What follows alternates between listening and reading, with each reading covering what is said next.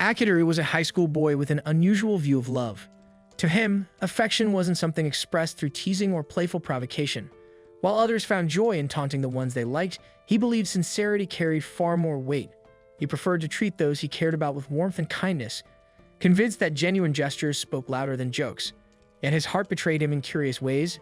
Despite his gentle ideals, he found himself drawn to bold, outspoken girls. The contrast between his beliefs and his desires amused him, but he never wavered from his conviction that love should be shown through care, not mockery. One evening, as he made his way back to his room, Akiteru heard a faint noise from behind the door. When he opened it, he was greeted by an unexpected sight. Iroha Kohinata, his classmate, and the younger sister of his friend Ozuma, lounging comfortably inside without permission. Annoyed, he unplugged the television, prompting Iroha to complain that he should have knocked first. Akiteru reminded her that it was his room and she had no reason to be there. But Iroha argued back with her usual sharp wit, claiming he must have known she was inside. She teased him relentlessly, questioning what he would have done if she had been changing and accusing him of wanting to see her naked, even threatening to call the police. Unfazed, Akiteru countered that she was technically trespassing. Iroha, never one to back down, smirked and claimed the law would still favor her side. She then suggested he secretly enjoyed her company, holding up a key he had once given her as supposed proof that he didn't mind her visits. Akiteru quickly corrected her, saying it was never meant for that purpose. Amused, Iroha continued to push his buttons, joking that he would lie on the bed after she left just to smell her scent. Irritated, Akiteru declared that he would erase every trace of her presence the moment she stepped out. Pretending to be offended, Iroha called herself his little sister, though Akiteru firmly denied any such bond. She then reasoned that since she was Ozuma's sister, that technically made her his sister-in-law. Akiteru dismissed the claim as absurd, insisting they were strangers. But Iroha, lost in her imagination, added that if he ever married her brother, they would indeed become siblings. Her nonsensical logic left Akiteru exasperated, and he told her to stop fantasizing about impossible things. Before the argument could continue, Akiteru received a call from his boss, who also happened to be his uncle, Tsukunomi. Hoping to avoid embarrassment, he asked Iroha to stay quiet during the conversation. Tsukunomi began by mentioning Akiteru's bold request to join his company without going through the standard hiring process. Expecting rejection, Akiteru braced himself, but his uncle surprised him by agreeing, but not without a few conditions. Tsukunomi's first question was whether Akiteru had a girlfriend. Unfortunately, Iroha overheard and began making suspicious noises in the background, making it sound like he wasn't alone. Thinking quickly, Akiteru claimed that he had adopted a cat, which managed to convince his uncle that he was still single. After ending the call, Akiteru scolded Iroha for almost ruining his chance at a professional opportunity. The next day at school, Akiteru ran into Ozuma, Iroha's brother and one of his closest friends. During their conversation, Ozuma mentioned that his sister might actually like Akiteru. The idea seemed ridiculous to him. He dismissed it outright, saying that Iroha only enjoyed messing with him. But Ozuma explained that this was precisely how his sister showed affection, through teasing. The comment reminded Akiteru of the theory he once rejected, that people often tease those they love. Still, he couldn't bring himself to believe it, insisting that someone like Iroha would never fall for an average guy like him. Later that day, after classes ended, a student approached Akiteru to tell him that a beautiful first-year girl wanted to meet him. Curious, he went to see who it was, only to find Iroha waiting for him. To his surprise, she was acting unusually polite and refined, trying to pass herself off as a model student. Akiteru, recognizing her act immediately, could tell she was putting on a show. Iroha ignored his disapproval and asked him to walk home with her. He told her to wait so he could grab his things and call Ozuma to join them, but she quickly stopped him, insisting she wanted to go home with him alone. Her straightforwardness made him suspicious once again, and he'd assumed she was trying to mess with him. He told her to stop flirting if she didn't mean it, since he didn't want anyone toying with his feelings. Instead of backing off, Iroha raised her voice and declared to everyone nearby that the two of them were dating. Her sudden announcement shocked their classmates and left Akiteru speechless, flipping the situation so that he looked like the one deceiving her. Moments later, Ozuma approached to see what was happening. Iroha claimed that she and Akiteru were dating but were currently going through a rough patch. Akiteru, bewildered, pulled her aside to ask what she was trying to accomplish. Iroha simply repeated her claim, saying that since his uncle had already asked about his love life, she might as well play the role of his girlfriend. Then with a smirk, she mocked him, saying it was strange for someone as ordinary as him to date someone like her. Still, she insisted that pretending to be a couple would make things simpler for everyone. Akiteru, humiliated by her words, refused outright, saying his only focus was on his future. But Iroha suddenly changed her tone.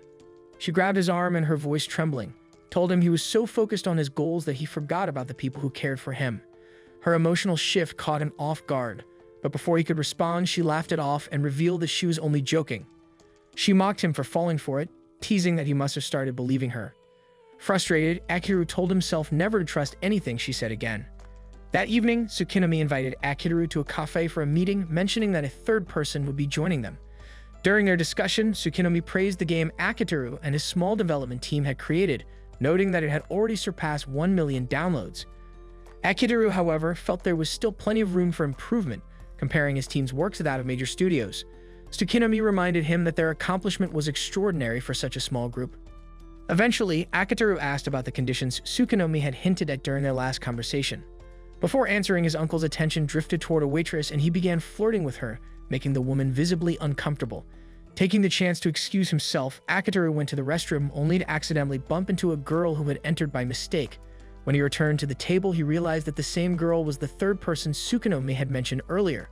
To his surprise, it was Mashiro Tsukinami, his cousin and Tsukinomi's daughter. Still confused about the situation, Akiteru listened as Tsukinami revealed his plan. Since Mashiro would soon transfer to a co-ed school, he wanted Akiteru to pose as her boyfriend to keep other boys from approaching her. Though the idea seemed absurd, Akiteru reluctantly agreed. Mashiro, hesitant but with little choice, accepted as well. With both in agreement, Tsukinami finalized the deal, warning Akiteru not to forget that Mashiro was only a pretend girlfriend, and that any genuine affection toward her would lead to serious consequences. It was, as he put it, like asking a wolf to guard the sheep, trusting instinct, not to betray reason. Until then, Akiteru had just arrived at school when, as usual, Iroha began teasing him with the same irritating tone she always used. That day, Mashiro transferred to the new school and was assigned to the same class as Akiteru, creating a wave of curiosity among their classmates. During the first lesson, Mashiro introduced herself shyly and, without realizing it, mentioned that she was dating Akiteru, leaving everyone stunned. A curious student sitting in front asked how they met, and in her flustered state, Mashiro blurted out that they had met in the bathroom. Realizing how strange that sounded, she immediately felt guilty and sat down, silently hoping Akiteru would stay quiet, knowing his silence was important. Akiteru, however, worried that couples who didn't communicate might raise suspicion, while Mashiro thought it was enough that people simply believed they were together. Even Ozuma was shocked to hear Akiteru had a girlfriend and realized he would have to explain things later. During recess, Akiteru told Ozuma everything about his agreement with the student council president, leaving his friend with an uneasy feeling, almost as if he had become part of a zombie story. Akiteru joked that all they needed now was a mischievous little sister to complete the scene. Ozuma caught the reference to Iroha, though Akiteru refused to acknowledge it.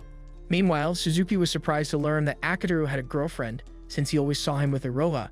Mashiro, noticing Suzuki's watchful gaze, gave Akiteru a sharp look filled with quiet jealousy. Akiteru quickly clarified that Iroha was only a younger classmate. Unlike him, Suzuki was fixated on their teacher, Sumair, even though he knew she only paid attention to muscular men. Determined, he decided to start exercising. Soon after, Mashiro told Akiteru to buy rice cakes, saying it was part of his role as a boyfriend. Akiteru hesitated, unwilling to move, but when Mashiro hinted that she might end their relationship if he refused, he reluctantly gave in and went. When he returned, Mashiro seemed uneasy, and for a moment, he thought she might be jealous. He quickly dismissed the idea, reminding himself their relationship was only pretend and that she still held some resentment toward him. The next class was with Sumair, who asked if anyone was brave enough to admit they hadn't done their homework. A student raised a hand and was quickly forgiven. Akiteru noticed Mashiro's unease under Sumair's strict demeanor, realizing the situation might be difficult for her. After an exhausting study period, the break arrived. Before class ended, Sumair called Akiteru to her office, surprising everyone and leaving Suzuki envious of the attention. Moments later, Akiteru entered Sumair's cluttered office filled with strange objects. To his surprise, Sumair suddenly knelt and begged for forgiveness, revealing that despite her intimidating reputation, she was at a disadvantage before him. Among students, she was known as the Poison Queen, but in truth, she worked as an illustrator for Akiteru's game group and often failed to deliver manuscripts on time. That explained her desperate tone. She still had unfinished tasks for the students' exam project. Akiteru spoke firmly, prompting her to admit that her stern persona was just a facade.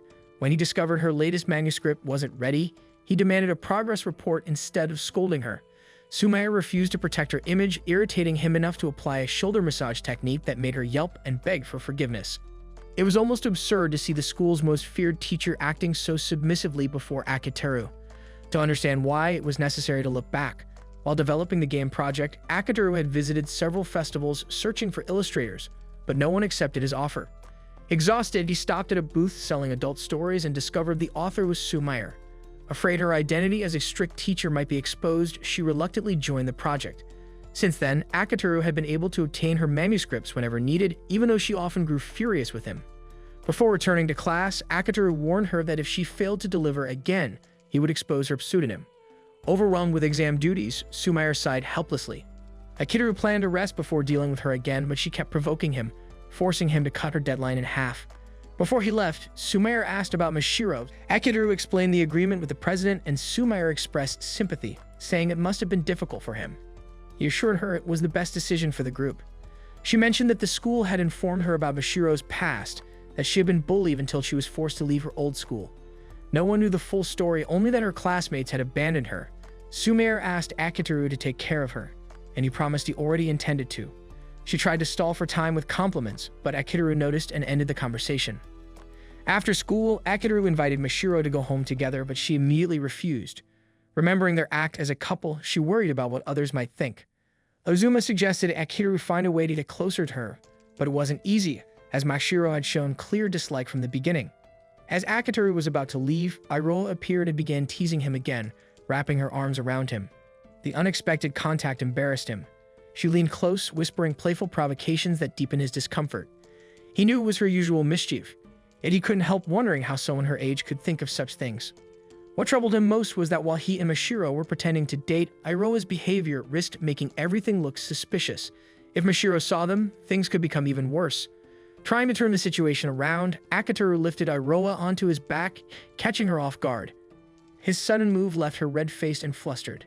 He planned to hold her until she admitted defeat and realized her teasing had gone too far. When she remained stubborn, Akiteru carried her across the schoolyard, leaving her completely trapped.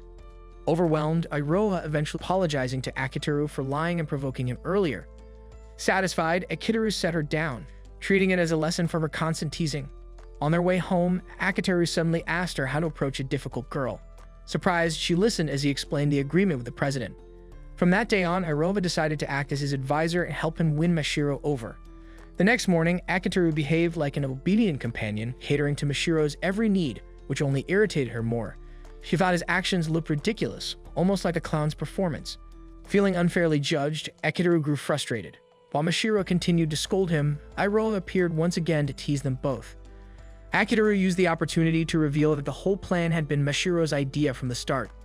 When Mashiro looked at Iroha, she immediately recognized her as Akiteru's supposed younger sister, recalling stories she had heard from former classmates. Mashiro's expression darkened as she became convinced that the two were working together to irritate her. Later, Akiteru and Iroha discovered that Mashiro had moved into apartment 5001, right next to theirs. Iroha, Ozuma's real younger sister, lived in apartment 503 but continued to pretend to be Akiteru's sister. Coincidentally, apartment 504 belonged to Sumire, the infamous Poison Queen. When Mashiro found out, she muttered that Akiteru and everyone around him were nothing but troublemakers before running inside. Akiteru realized that by moving apartments, Mashiro was also trying to redefine her surroundings and regain control over her own space. This understanding strengthened his resolve to help her no matter how complicated things became. Akiteru called his team to his room one evening announcing his latest idea, a welcome party for Mashiro, the new neighbor who had just moved into their apartment building. He had already set the date for Friday at 8 p.m. Iroha doubted Mashiro would show up, but Akiteru, wearing his usual confident grin, told her not to worry. He already had a plan. All they had to do was bother Mashiro enough until she gave in. Before that plan could unfold, the Fifth Floor Alliance decided to celebrate something else, finishing their project before the deadline. The small party started with laughter, snacks, and drinks, though Sumire took that last part too seriously. Akiteru scolded her for drinking more than usual, teasing that she was always the one who submitted her work late anyway. Iroha was unusually quiet and polite, which unsettled him more than any of her teasing. She explained that she just felt a little out of place, since she wasn't officially part of their team but still appreciated being invited. Akiteru gave her a curious look. It was rare to see her act polite, and it somehow threw him off. Ozuma complimented Akiteru's cooking, especially the roast beef, to which Akiteru returned the praise, crediting Ozuma's tech setup for helping their uploads go smoothly. Ozuma brushed it off, saying it wasn't talent, just simple stuff anyone could do, and that Akiteru was the one who gave him the opportunity to use his skills in the first place. Watching them, Iroha smiled quietly. Then Ozuma realized Namako wasn't there.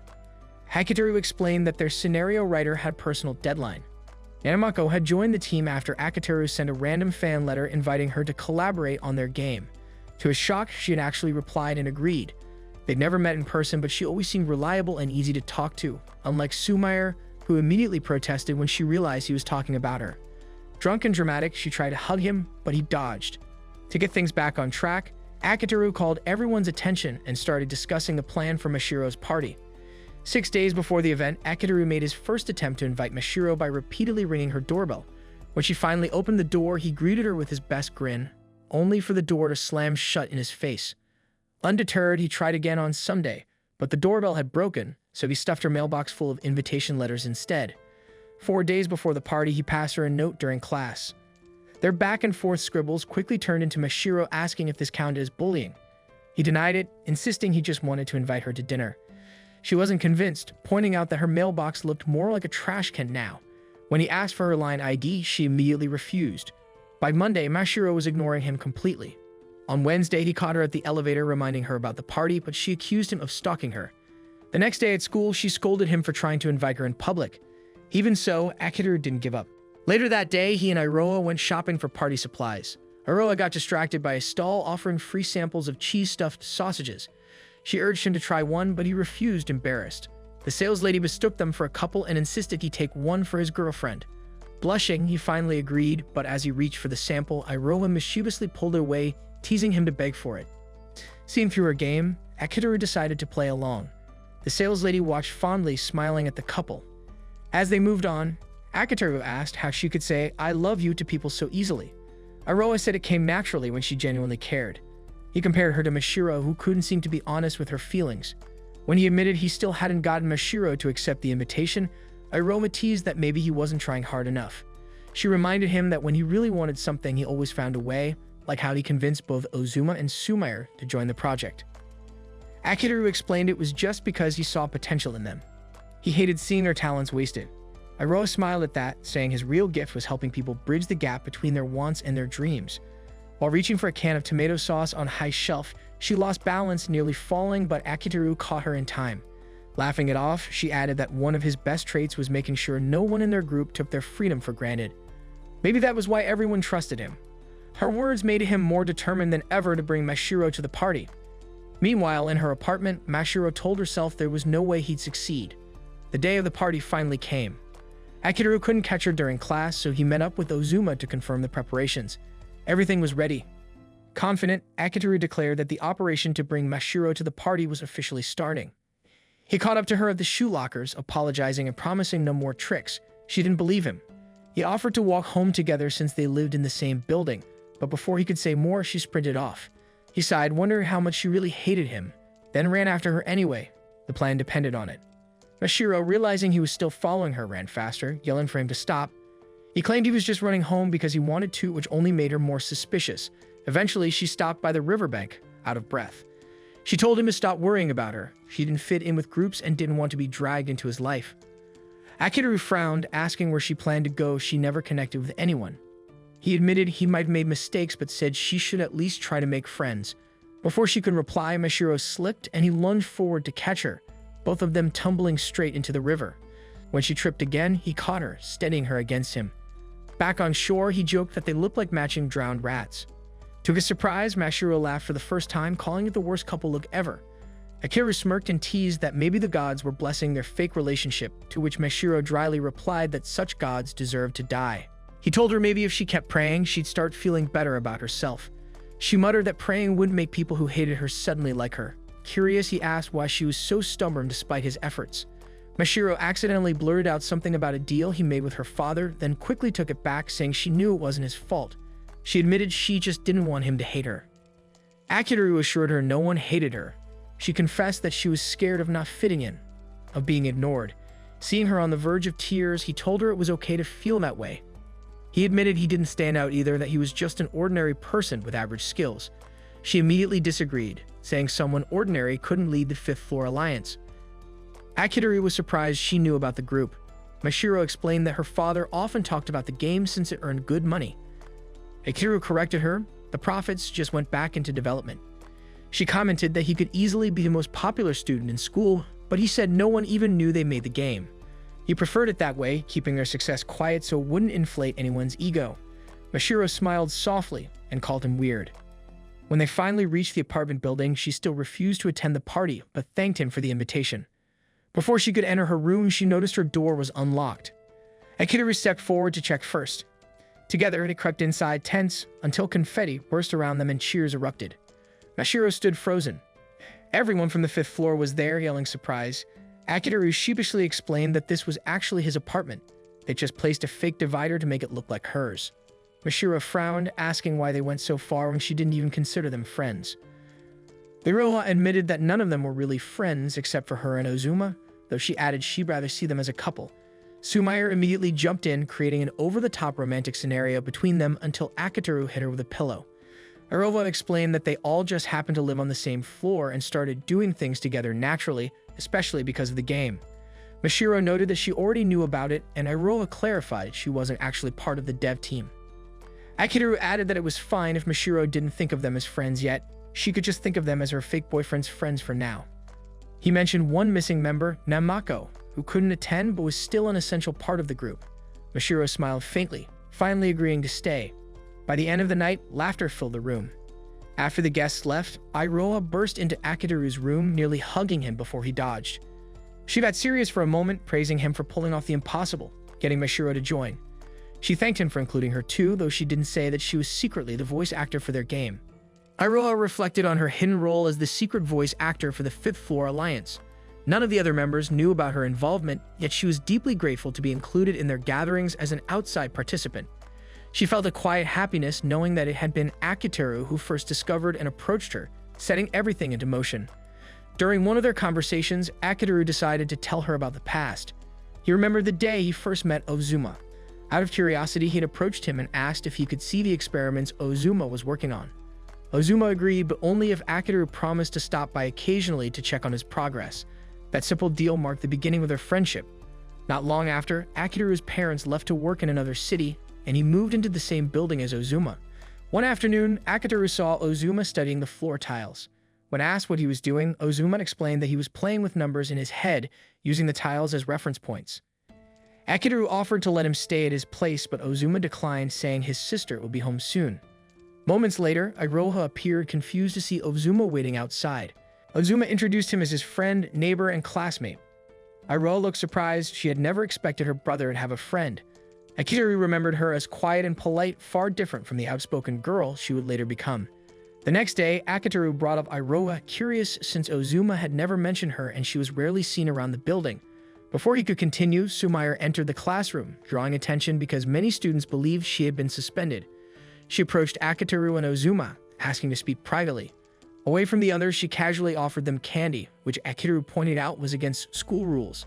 Sumair laughed it off, saying they were too uptight, especially over rumors that weren't true. She revealed that she had never been suspended, and the gossip disappointed her. During their talk, Sumair mentioned that she had heard Iroha was showing interest in delinquents like her and Asaji. Curious, she wanted to know what kind of girl Iroha really was. Ozuma struggled to describe his sister, which surprised Akiteru as Ozuma was usually straightforward. Sumair grew impatient, finding it strange that such a simple question had no clear answer. Akiteru reasoned privately that Ozuma probably didn't understand the intent behind her curiosity.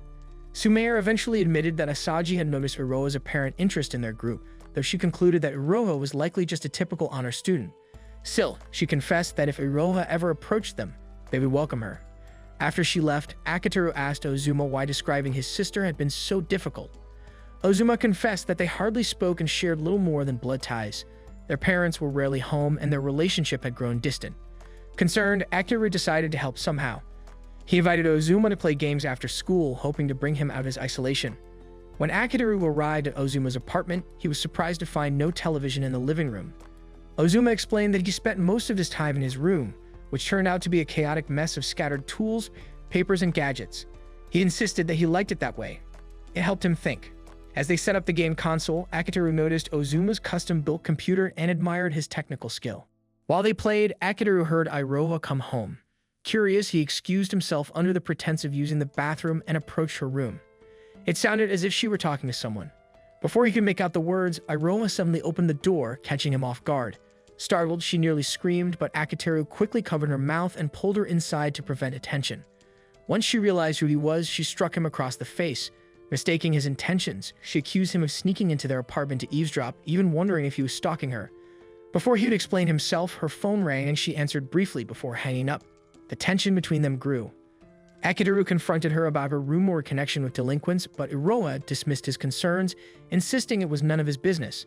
He tried to reason that he only cared because he was friends with her brother, but she retorted that their friendship didn't give him the right to meddle. To her, Ozuma was practically a stranger. Realizing that pressing further would only make things worse, Akiteru left conflicted and worried about the siblings' distance. In the following days, Akiteru decided to investigate further. One afternoon, he left school early under the excuse of having a fever.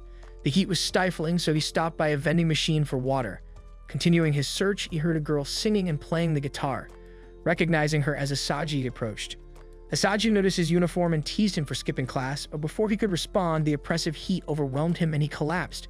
Startled, Asagi called Sumire for help, and together they managed to get him to safety. When Akiteru regained consciousness, he found his head resting on Sumire's lap. Though embarrassed, he was grateful, realizing the incident had strengthened their connection as friends, even if none of them knew that Iroha was secretly the voice behind their game. Later, Akiteru met with both Asagi and Iroha. He urged Asagi to reconsider her delinquent lifestyle, suggesting she might find more fulfillment as a regular student. Asagi argued that he didn't understand her and that she would be abandoning her friends if she changed. Akiteru clarified that he wasn't asking her to leave anyone behind. He simply wanted her to think about her choices. His insistence annoyed her, but he pointed out that she clearly had a passion for music and could do more with it. When he turned his attention to Iroha, she seemed hesitant and confused. Seeing this, Asagi explained that Iroha wasn't trying to become a musician at all, but merely admired music and those who performed it. Iroha admitted this was true and confessed that she looked up to Asagi's confidence and freedom.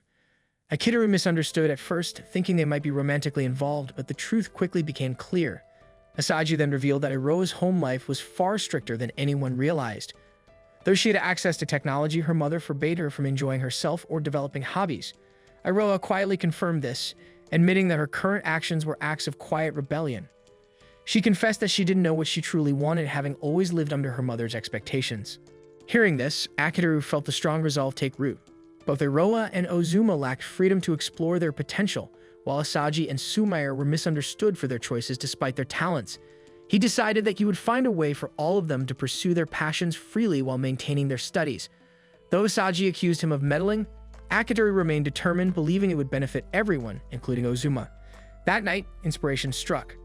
Akiteru visited Ozuma and proposed that they create a game together. Ozuma was surprised but agreed to listen. Akiteru explained that Ozuma could handle the programming while he developed the story, characters, and artwork. They began small, using public domain music to test how the project would come together.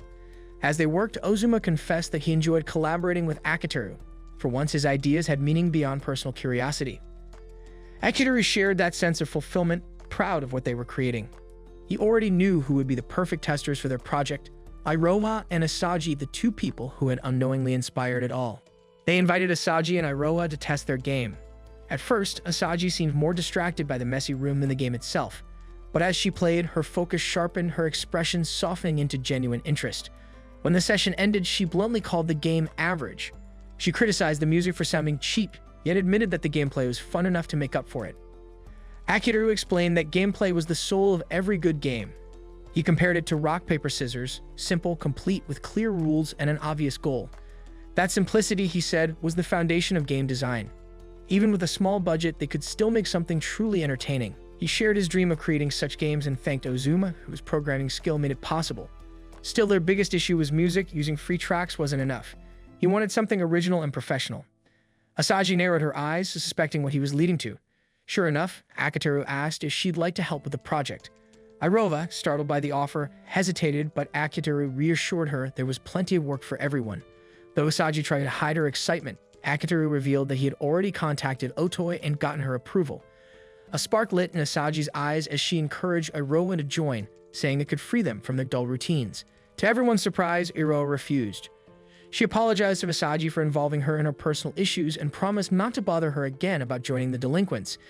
She said she would continue supporting Asagi's performances before quietly excusing herself, leaving the group disappointed. Akiteru decided to follow her. He found Iroha sitting alone at a nearby park, talking to herself in multiple voices as though carrying out a full conversation. She was torn. She wanted to join the project but didn't know where she belonged. Unlike Asagi, whose musical talent was clear, Iroha felt uncertain of her own worth. Watching Asagi play earlier, she had seen genuine joy in her eyes and envied that spark. She wondered if she had any gift at all or if she was just pretending to be someone she wasn't. As Akiteru approached, he listened quietly, astonished by the range and realism of her voices.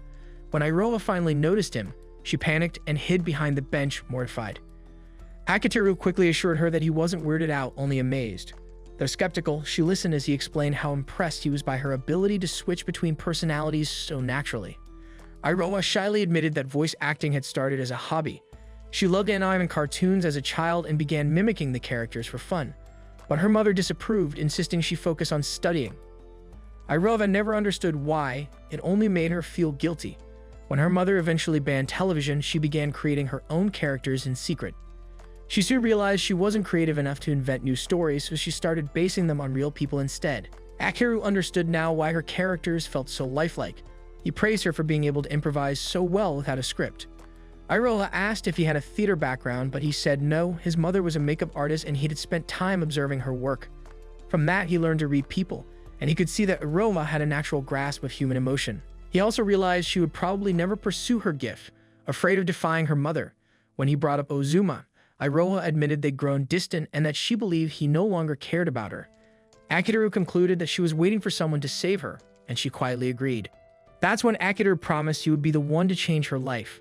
Iroha hesitated but confessed that she genuinely enjoyed portraying different characters, even if it seemed pointless. Akiteru told her that kind of passion was exactly what made a good actor. For the first time, Iroha realized what she wanted to become one. He urged her to join their team, promising to keep it secret from her mother. When she asked why he was going so far for her, he said simply that it was for Ozuma's sake. She agreed to join, but only if he would call her by her first name without honorifics. A week later, Akiteru invited her to his apartment. Iroha arrived suspicious, accusing him of having ulterior motives. Akiteru stayed calm, assuring her that she was safe and could leave any time. She entered reluctantly and refused the drink he offered.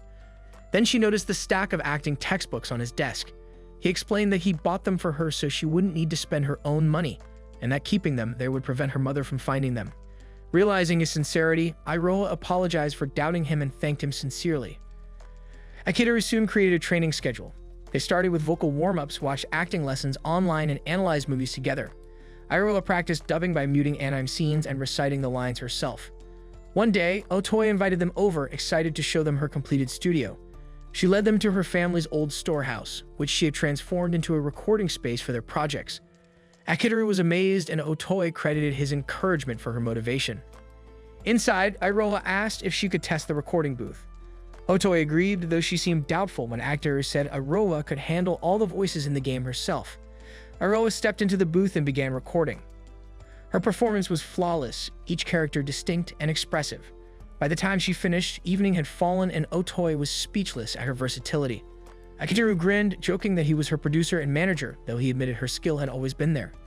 As weeks passed, Iroha grew more comfortable around him. After watching a movie one night, she gushed over one of the actors, calling his performance charming. Akiteru teased her about liking him, but she explained that it wasn't about appearance, it was his playful tone that made the character stand out. Akiteru was caught off guard, and Iroha teasingly told him his understanding of what girls liked was outdated. Their banter became a routine, and they grew closer.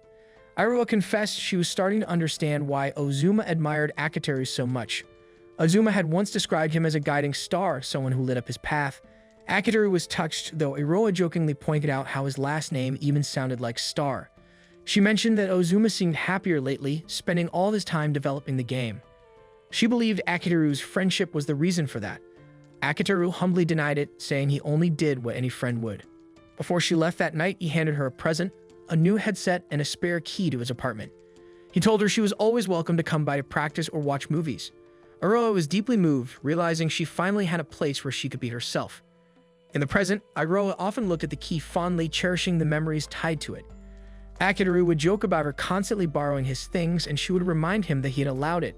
When he teased that she was becoming a nuisance, she playfully said he must be in love with her. He corrected her, saying he only loved her talent, which still made her smile warmly. When Akiteru asked about her home life, she admitted nothing had changed. If it had, she wouldn't still be spending most of her time in his apartment. She thanked him again, saying she owed her growth to him.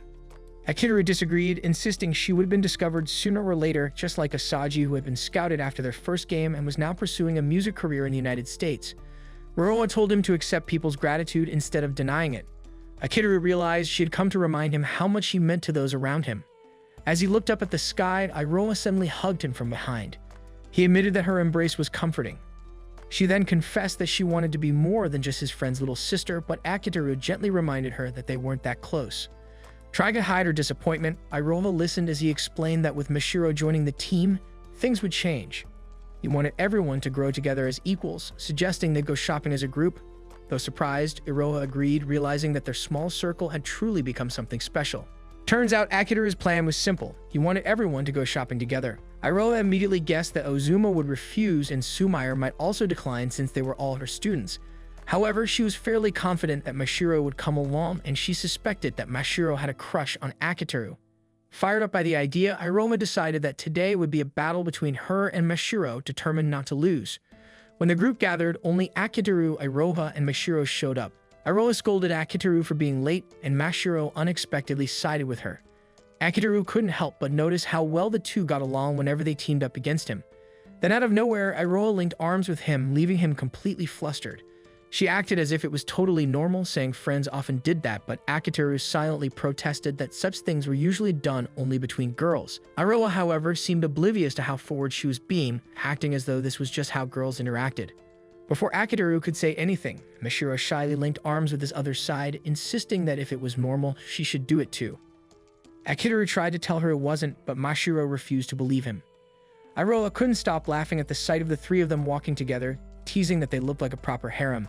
Akiteru's face turned red, while Iroha, amused by his embarrassment, claimed that her own shame didn't matter as long as she could make him squirm. To start the day, Akiteru suggested they watch a movie, but Iroha and Mashiro immediately disagreed on which one. Each argued passionately for her choice, while Akiteru watched in mild amusement. Iroha accused Mashiro of pretending to be unique by going against popular opinion, while Mashiro countered that Iroha just followed trends without understanding the films deeply. Iroha smugly replied that she had spent hours studying and watching movies. Akiteru pointed out that the only reason she could do that was because she often snuck into his apartment to use his streaming accounts. Iroha instantly replied that his apartment was practically hers too. Shocked by how close they seemed, Mashiro declared that she also visited his place often. Akiteru quickly realized that Iroha was deliberately trying to provoke Mashiro. Hoping to calm things down, he suggested they could each watch their own movie and meet afterward, but both girls scolded him for missing the point of a group hangout. With no other option, Akiteru proposed rock, paper, scissors to decide. Iroha won, so they went with her movie, leaving Mashiro a little disappointed. Afterward, Akiteru admitted the movie was better than he'd expected. Later, they stopped by the food court. When Iroha excused herself, Akiteru assumed she went to the restroom. She invited Mashiro along, but Mashiro declined. Once Iroha was gone, Akiteru asked if Mashiro still felt nervous around her. Mashiro admitted she did, though she knew Iroha was kind. Akiteru reassured her that many people didn't know how to handle Iroha's energy either. Mashiro confessed that Iroha's personality reminded her of people she disliked. Seeing how uneasy she looked, Akiteru told her that she could talk to him anytime. Before Mashiro could respond, two girls from her old school appeared and immediately started mocking her. When they noticed Akiteru, they turned their teasing on him as well. Mashiro froze in fear. Realizing what was happening, Akiteru stepped in to defend her. The girls kept hurling insults, ridiculing Mashiro's writing and threatening to expose her old novel to him.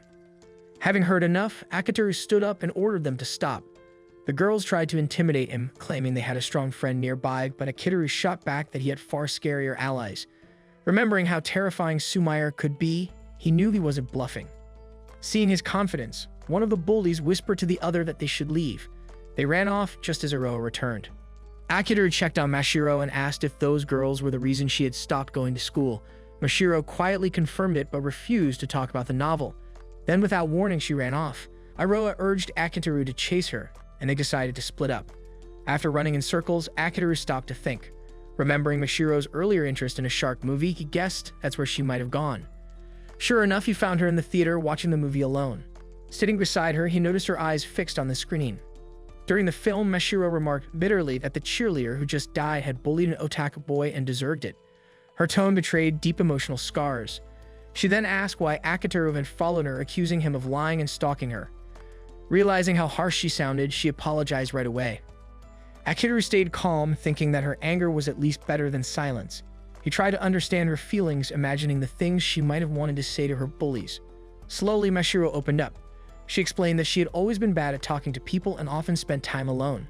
To escape, she started writing a novel, but when those girls found out, they spread it to the entire class and humiliated her. Tears welled up in her eyes as she spoke. Akiteru gently comforted her, saying that stories written as an escape were often the most genuine. He mentioned that one of his favorite authors was Nemako-sensei, and Mashiro's eyes widened in recognition. He spoke admiringly about Nemako-sensei's work. He recalled that one of Nemako-sensei's novels began with a foreword about hating reality and using writing as a means to cope, a sentiment he deeply related to. Mashiro noted that the author's use of a pen name made her seem embarrassed to be found out, and Akiteru agreed, but added that people shouldn't be denied their passions. He assured her that even if some people didn't value her writing, others definitely would.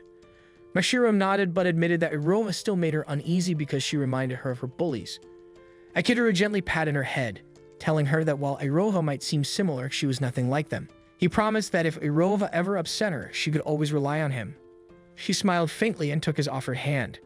Akiteru then messaged Iroha, letting her know he had found Mashiro. When they arrived to meet her, they saw Iroha confronting the bullies herself. Mashiro froze, thinking things were about to get worse, but Akiteru told her to watch. Iroha boldly insulted the bullies for mocking Mashiro, calling them pathetic and worthless. She even shouted that Mashiro was adorable and lucky to have such a perfect boyfriend, loudly enough for everyone around to hear. Then, with a fierce glare, she scolded them for harassing others out of boredom, her expression turning sharp and cold. The girls were visibly shaken. When they asked why she was defending Mashiro despite claiming earlier that they weren't friends, Iroha replied that whether or not they were friends didn't matter, she simply couldn't stand people like them.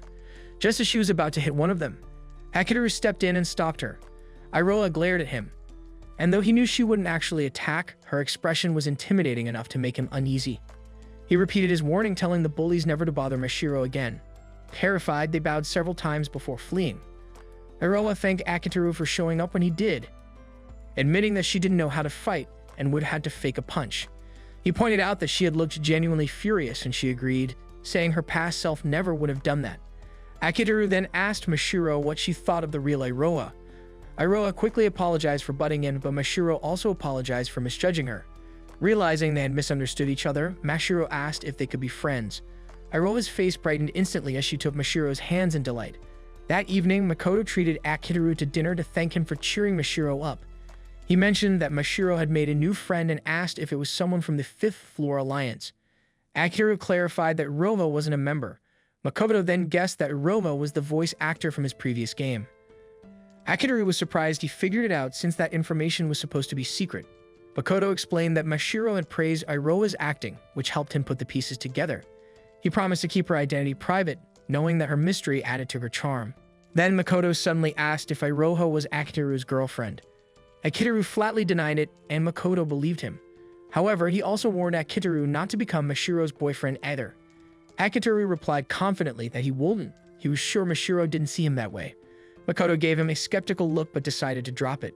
Meanwhile, Mashiro reflected on how happy she was to have transferred schools and met everyone. Still, she wasn't ready to reveal that she was actually Nemako-sensei. Even though she was thrilled to hear Akiteru praise her work, she wanted to be special to him as herself, not as the author behind the name. Elsewhere, Iroha relaxed in Akiteru's room, listening to music as usual. When he suddenly turned up the volume, she complained that he'd better take responsibility if her eardrums got damaged. With a straight face, Akiteru said he'd marry her to make up for it, then immediately clarified it was a joke. He explained that the headphones weren't loud enough to cause harm, just old from heavy use. Iroha said she used them often to study voice acting. Akiteru told her that if she really appreciated them, she should stop teasing him, but she cheekily replied that teasing him was her way of showing thanks. She admitted that she liked him enough to get jealous of Mashiro, although Akiteru didn't take it seriously. Iroha said she'd been ready to compete for his attention, but in the end, the whole situation had only helped her and Mashiro become friends. Then, Akiteru received a new message from Nemako-sensei. When he opened it, he froze. It was a confession of love directed at him. Akiteru suddenly awakened one morning, completely shocked to find Mashiro lying right on top of him. His first instinct was to pull back, feeling totally unsettled and confused about what was happening. Mashiro, though, stayed perfectly calm as she held out this absolutely massive bowl packed with seafood. encouraging him to eat. The ridiculous amount of food left him completely speechless. When she noticed he was hesitating, her expression immediately turned sad and she apologized, explaining that seafood was literally the only thing she knew how to cook. Her sudden mood swing freaked him out, making him wonder if maybe she hit her head or something. She calmly denied it, telling him she'd just fallen deeply in love with him. Still trying to wrap his head around this weird situation, Akiteru asked if this had anything to do with that confession he vaguely remembered getting.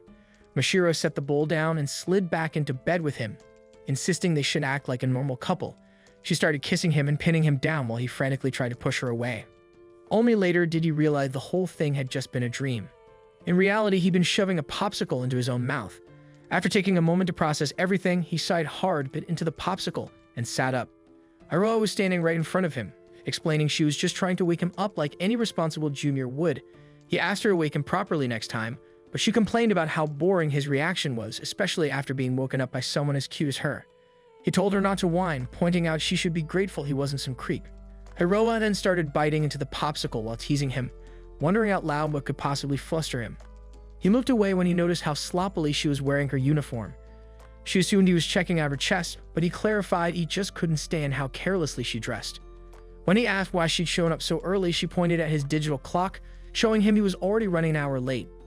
She said Ozuma had sent her over since he hadn't answered any of her brother's messages. At first he thought it might be another prank, but she insisted she wouldn't go as far as messing with his clock. When he hopefully asked if it was the weekend, she proudly told him it was definitely a weekday. For a second, he considered making a doctor's appointment just to escape, amused by what wrong conclusion the doctor might jump to. Iroha kept urging him to hurry so they could still get to school on time. Akiteru rushed to get ready, unable to stop thinking about Mashiro's confession. He was sure she'd actually sent it, but he could barely remember how he'd responded. When he checked their messages, the confession totally stunned him.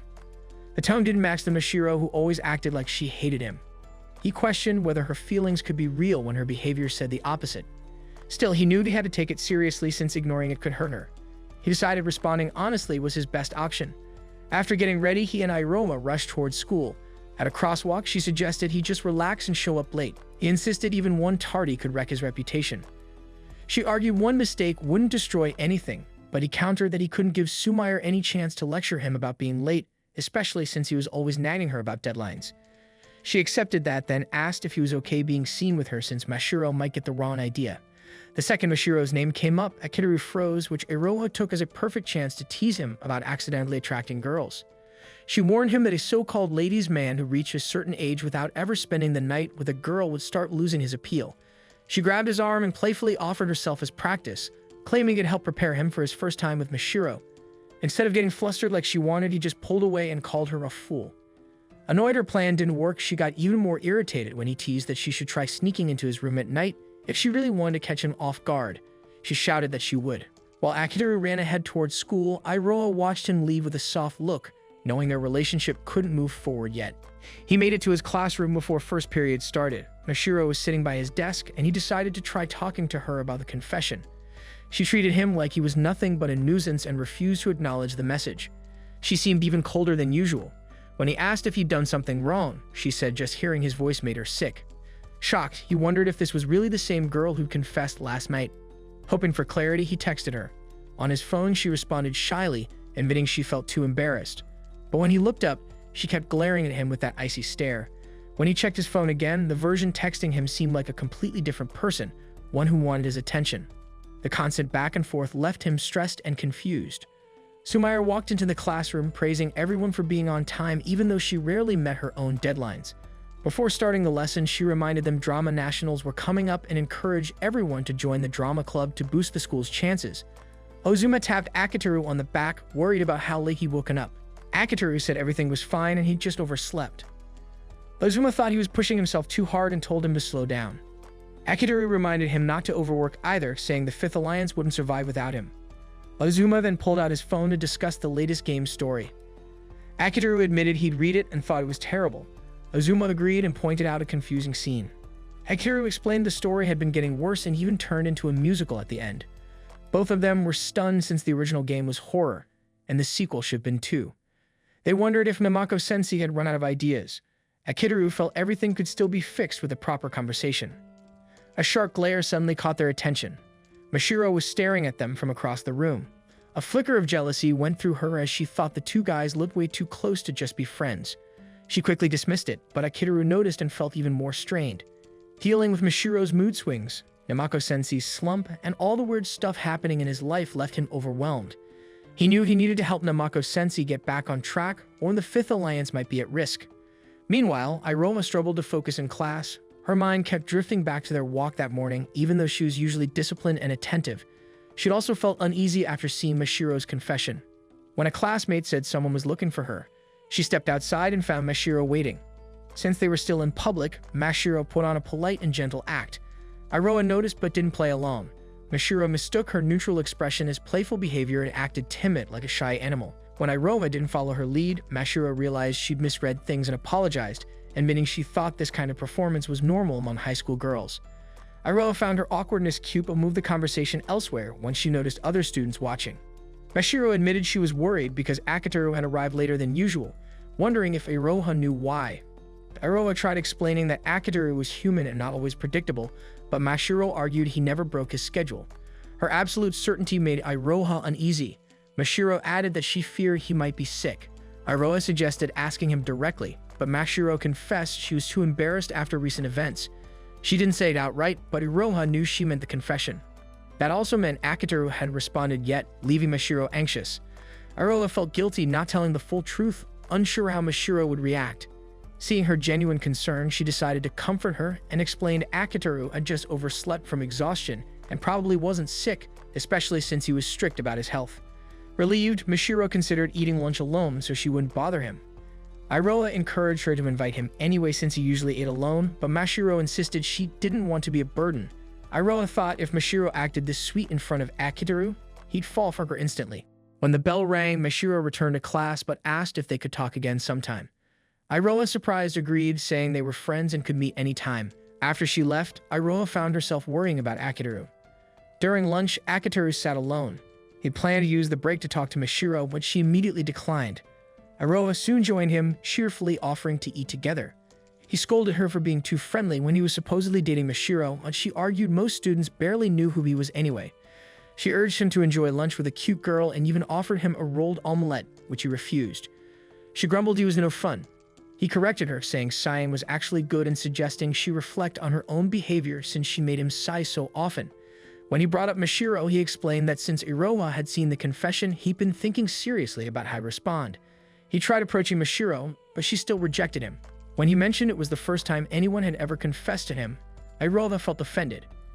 He noticed her expression change but didn't understand she was upset because she confessed countless times and he'd never acknowledged any of them as real. She grew angrier and suddenly left, her irritation visible to everyone nearby. Moments later, she texted calling him a jerk. Akiteru was stunned. She rarely lost her temper with him. Feeling like everyone was acting weird, he hoped the day wouldn't get worse. Unfortunately, he was called to Sumayor's office again. He paled, fearing what awaited him. Instead, Sumayor excitedly showed him her newest illustration, finished a full week early. Given how chaotic his day had been, he almost snapped, but he forced himself to praise her sincerely. As he tried to leave, Sumayor asked for a favor. Realizing it would cost him more time, he quickly claimed he was sick.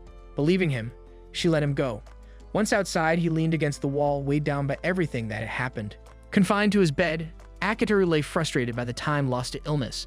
The subtle sounds of movement from the living room alerted him to an intruder, and he soon realized Iroha had let herself in.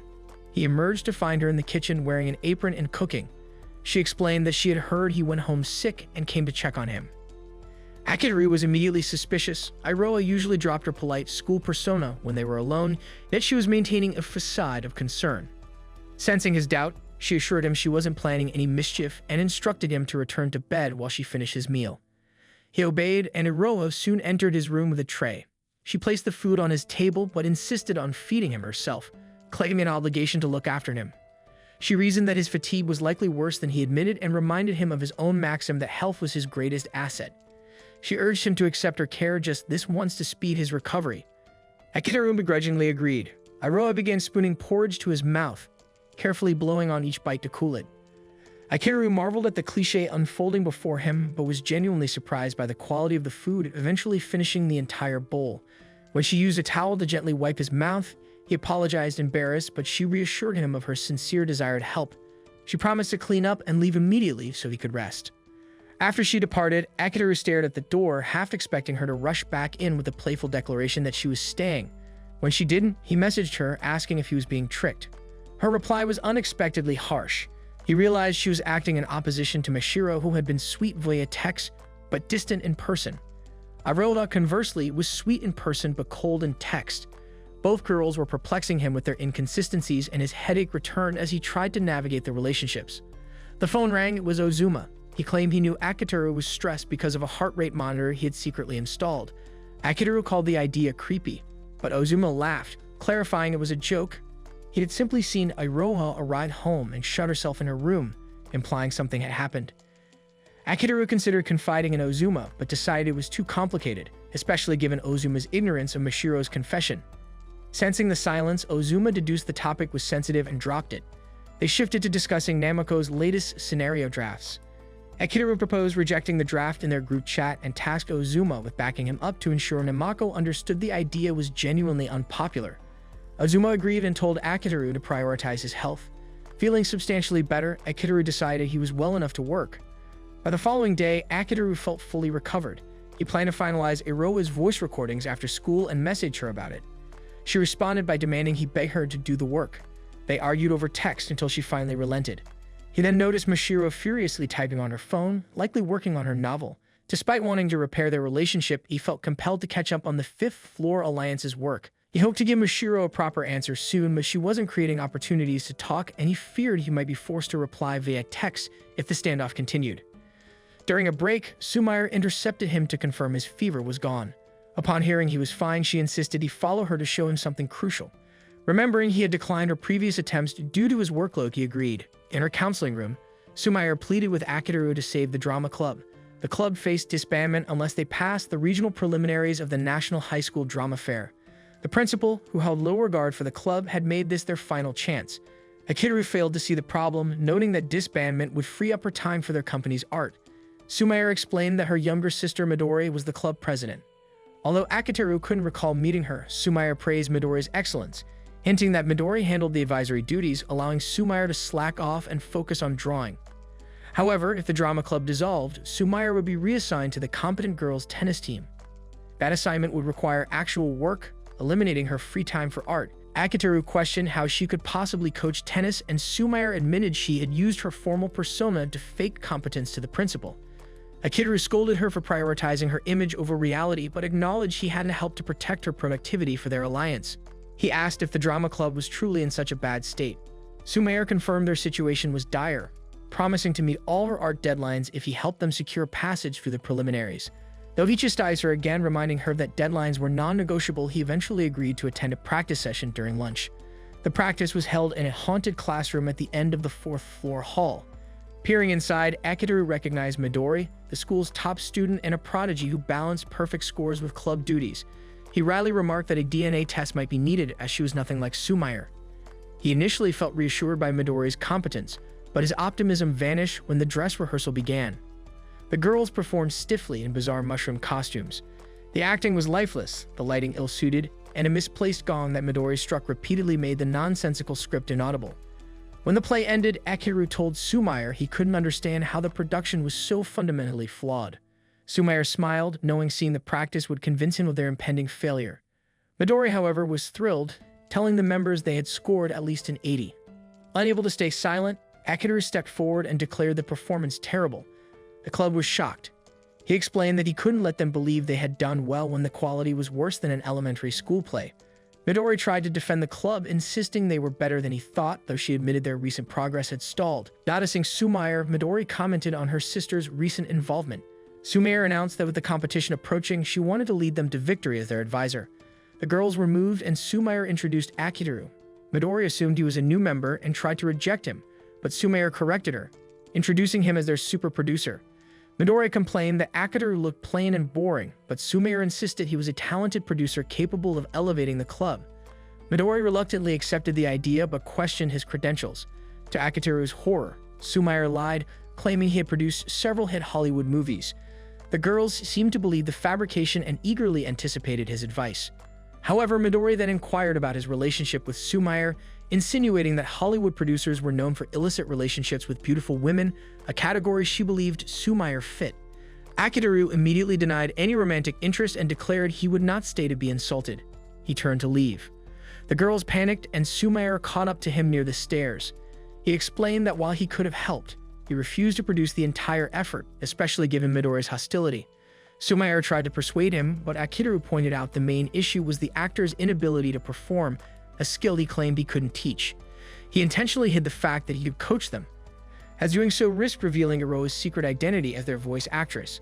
He told Sumire the discussion was over, citing his own group's problems and lack of time. When Sumire pleaded again about the tennis team reassignment, Akiteru scolded her, stating she was obligated to illustrate regardless of her club status. He insisted that as their advisor, she needed to find a solution herself. As he walked away, his thoughts shifted to Iroha. He was certain she would excel on stage, but her circumstances prevented her from ever getting the chance. Iroha stared at the message Akiteru had sent and grumbled at how inconsiderate he was toward her feelings. For a moment, she even considered skipping the recording session entirely. But she eventually forced herself to go. She knew part of the problem was her own fault. She always played off her affection for him as a joke, and now her real feelings felt invisible. Compared to Mashiro, who openly confessed and was actually being taken seriously, Iroha felt painfully sidelined. As she groaned, Mashiro approached, concerned.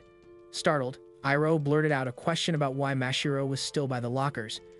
Mashiro reminded her school was already over and held up a bag full of books with cute covers.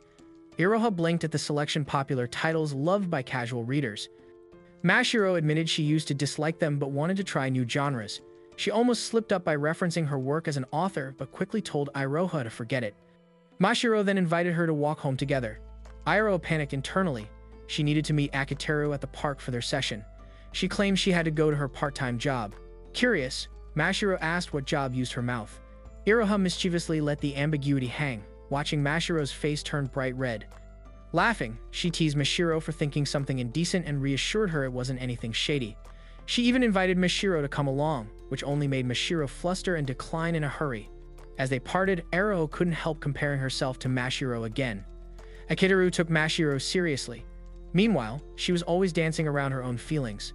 With a sigh, she headed toward the park, wondering which persona she should put on for him. The studio was where she could truly be herself, but with Akiteru there, she doubted she could manage it today. Akiteru was already waiting at the park, feeling oddly unsettled. When Iroha approached with her fake honor student aura, he immediately felt something was off. As they walked toward the studio, he kept glancing at her until he finally snapped and asked why she was acting so suspiciously sweet. Startled but determined, Iroha kept up her facade, insisting she'd always been this polite and well-behaved. Akiteru was only more irritated. He complained that her lack of annoying behavior was precisely what annoyed him. Iroha cheerfully insisted there shouldn't be any problem at all. When they reached the studio, Otoi immediately scolded Akiteru for making sudden requests and demanded compensation. Akiteru handed her a bag of sweets, but she also expected a tip, so he gave her a box of the latest Mafuto cake. Otoi inspected it closely, decided it met her standards, and granted them access to the studio. Akiteru always paid her with luxury sweets because she was fickle. Sometimes she simply closed the studio if she didn't feel like working, and sweets were the only thing that kept her cooperative. Iroha asked for the script and prepared to enter the booth.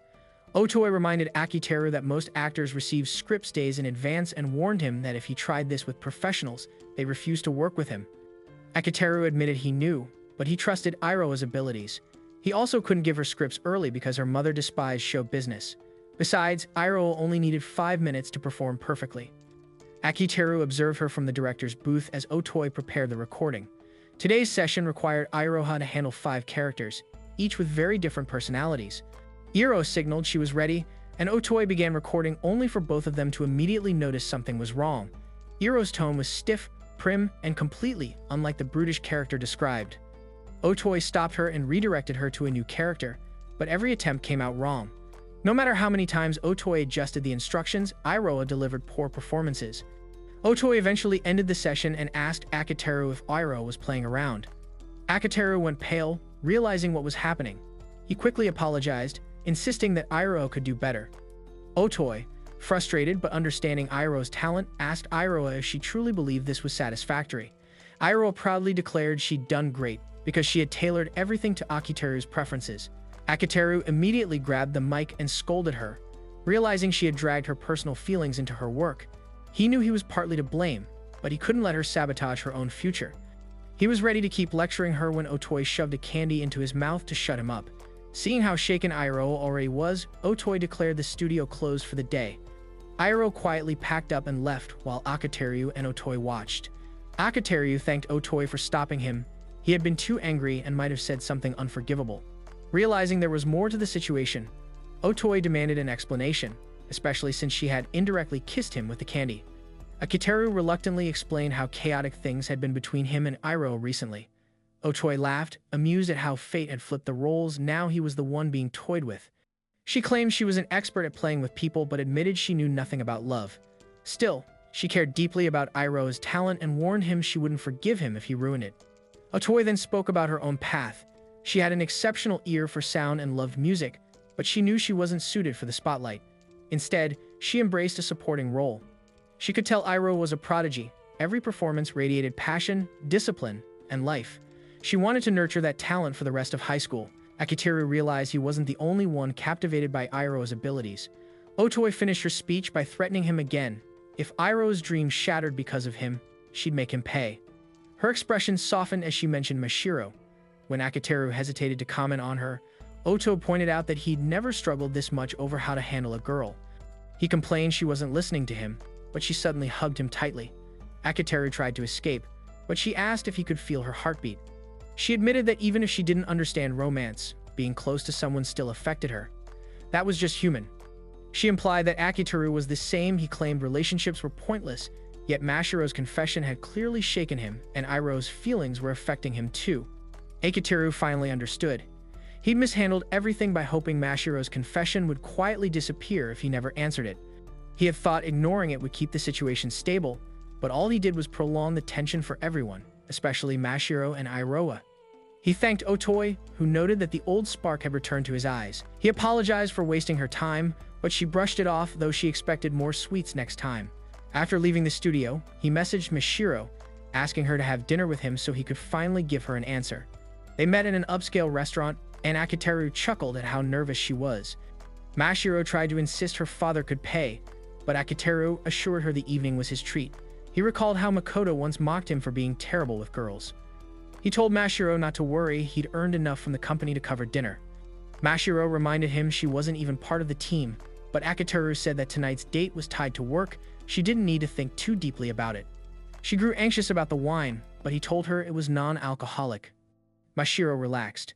She observed that most people in the restaurant were couples and realized she no longer felt bitterness toward them. Before, she had viewed happy couples as taunting her loneliness. But now, after falling in love, she understood they were simply enjoying each other's presence. With that, the two enjoyed their meal. Later, on a viewing deck, Mashiro confessed she was glad she came and truly enjoyed the experience. Akiteru said he needed to give her his answer, but Mashiro gently refused. She already knew he would reject her. She believed he had taken her out tonight to give her a wonderful memory before turning her down gently. Akiteru admitted she was only half right. He was planning to reject her, but not out of kindness. He wanted to preserve his contract with Makoto. Mashiro didn't believe that. She insisted he was trying to make the rejection easier. She confessed she always knew she didn't stand a chance with him. Even Iroha wasn't his girlfriend, and Iroha was incredibly cute. She explained that her confession wasn't about winning him, it was about proving to herself she could change and move forward. She was proud of that. She didn't need an answer, but one day, she vowed she would make him fall for her. Akiteru suggested she forget him and move on, but Mashiro scolded him for thinking like a min-max gamer. She didn't want just any boyfriend, she wanted him. He insisted he'd be too busy with his company until graduation, but Mashiro promised she'd still stay by his side. With a soft goodbye, she left, determined to start trying again tomorrow. Akiteru remained on the deck, staring at Iroha's contact, knowing she was the next person he had to face. One evening, Akiteru stopped by Iroha's house. Azuma let him in with no hesitation, even telling Akiteru without a hint of embarrassment that he wholeheartedly approved of the two of them being together and hoped they would eventually have children. Akiteru, mortified, advised Azuma to develop better hobbies. Azuma simply nodded and went to his room, leaving Akiteru alone in the hallway. Akiteru knocked on Iroha's door. She didn't answer. When he knocked again harder, her irritated voice rang back, demanding to know how long he planned to keep bothering her. Akiteru told her he wanted to talk about what happened in the studio. He wasn't angry, he insisted, and only wanted to apologize. Iroha fired back that she didn't need his apology because she wasn't mad. Except, she pointed out, he had obviously been furious with her for ruining a recording day. Akiteru didn't deny it. He admitted that he had been angry then and that he had taken it out on her unconsciously. That was exactly why he was here to apologize properly. But Iroha refused. She said she didn't want to hear his apology, didn't want to see him, and wanted him to leave her alone. Growing irritated, Akiteru insisted they talk. Iroha accused him of trying to manipulate her again. When he threatened to kick down the door, she dared him to try. Akiteru stepped back, took a breath, and kicked the door open. The frame splintered, and Iroha jolted upright in shock. Without missing a beat, Akiteru handed her an envelope full of cash to pay for repairs. Iroha stared at him flatly, surprised he had actually broken the door. He countered that she had no right to complain after all. She barged into his room all the time. She eyed him, noting the contradiction in his posture, apologizing while kneeling, but lecturing her at the same time. Akiteru replied that this was just who he was. After a pause, she accepted the money. Akiteru then told her something important: he had just rejected Mashiro. Iroha sank onto her bed and asked why. Akiteru explained that he never saw Mashiro romantically and had always intended to turn her down. His mind was so consumed with figuring out the right way to reject her that he had neglected Iroha entirely. He apologized for taking her for granted and promised he would remain a devoted producer to her and to everyone in the Fifth Floor Alliance. He would focus on helping them flourish and stop letting outside issues distract him. Iroha laughed softly, relieved but not satisfied. She told him he was only half right. She appreciated his recommitment but admitted she was not as emotionally detached as he was. Nervous, she confessed that she was just a high school girl, one who got jealous. Watching him grow close to Mashiro bothered her more than she wanted to admit. Mashiro, unlike the others, was someone Akiteru interacted with outside work. Iroha pointed out that Azuma was the only person he genuinely saw as a friend. With everyone else, he was distant, professional, cold. She reminded him that he had vowed to accomplish the Fifth Floor Alliance's goals with maximum efficiency, no matter what. Her words made Akiteru think. Had he unintentionally hurt them by being emotionally unavailable? Yet he believed that allowing himself to form deeper bonds would cause more harm than good. Mashiro was proof of that.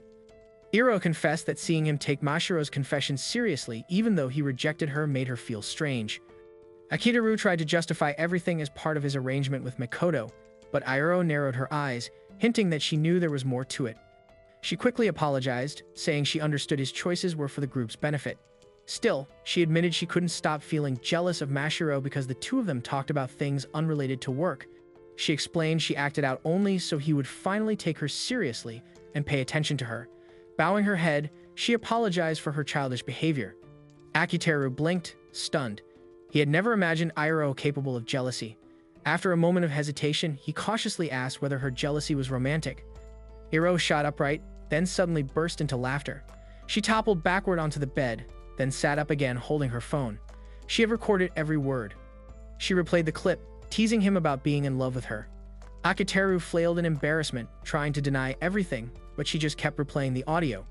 He snapped at her to stop. When he demanded she delete the recording, she refused, saying it would probably take at least a month before she grew bored of it. Seeing how defeated he looked, she decided to forgive him, satisfied that her bratty studio behavior had forced him to confront things she needed him to address. Akiteru felt utterly drained. With the air finally cleared, Iroha told him she was ready to return to work. Then she asked what else he needed. Akiteru admitted he had come for a favor, one involving her and the entire Fifth Floor Alliance. Back in his room later, Akiteru reflected on everything. He felt foolish for even suspecting Iroha might have romantic feelings for him. Her teasing confirmed the opposite. Relieved, he convinced himself he could now focus fully on his company. The next day at school, Akiteru brought Otoi and Ozuma to the drama club room. He planned for them to help the club prepare for the upcoming competition. As they neared the room, they heard loud rehearsing. Otoi warned Akiteru that she would not tolerate being associated with a terrible performance. The moment Akiteru walked inside, Midori lunged at him with a prop mallet. Akiteru caught it mid-swing and inspected it calmly. Midori complained he should have just let her hit him, but Akiteru pointed out that allowing injury would be insane. Trembling with anger, she channeled her older sister Sumire's intimidating presence and repeated what Sumire had told her, but her frustration came from confusion. Sumire, who normally supported their independence, had suddenly given authority to Akiteru. Moments later, Akiteru received a message from Sumire, apologizing for failing to convince her sister to cooperate. Midori accused him of making a shady deal with Sumire. Akiteru, looking bored, replied that he had nothing to gain from them. Nervously, Midori suggested he might try to enslave them. Akiteru reassured her he would never do anything dishonest. He emphasized that if they truly wanted to win, they needed outside help. Even Sumire, confident and driven, had approached him because she wasn't certain the club could succeed without support. Midori hesitated. She and the others had poured everything into keeping the club alive, but Akiteru explained that their dedication was exactly why he wanted to help. They had potential but heading in the wrong direction. Continuing on this path would lead to the club's disbandment. He held out his hand and promised that if she accepted his help, he would raise the entire club to a winning level. Still unsure, Midori glanced at her fellow members. Akiteru assured her again that he wasn't threatening Sumire, but Midori argued that anyone could claim innocence and that men, in particular, often lied. Akiteru then gestured to Azuma. Azuma blushed, stepped forward, and told the girls that Akiteru only had eyes for him. The girls reacted with explosive shrieks. Sumire's excited cry echoed from the hallway. Midori stared in disbelief as Sumire tried to hide a sudden nosebleed. When Midori asked for confirmation, Akiteru and Azuma both affirmed their special relationship. Akiteru mused privately that it wasn't really a lie. Azuma was his only friend, which made him special. Relieved that Akiteru clearly had no romantic interest in Sumire or anyone else, Midori finally shook his hand. The girls sighed in collective relief. Akiteru introduced Ozuma and Otoi, who would help alongside him. He listed the club's biggest weaknesses on the whiteboard: acting, screenplay, stage production, and music, sound. Acting would be handled later. For the others, he had solutions prepared. He proposed using Nameko's rejected draft as the basis for their script. Azuma would support Midori with set design and stage elements. Otoi would oversee music and sound. Midori said acting wasn't something one could change easily. Akiteru responded by gathering all the actors and taking them to the next room. There, waiting incognito with oversized sunglasses and a big hat, was Iroha. Midori was skeptical, but Akiteru insisted Iroha was a highly skilled actor whose identity needed to stay hidden. Iroha held up the script, her eyes shining behind her shades. She promised to demonstrate her ability,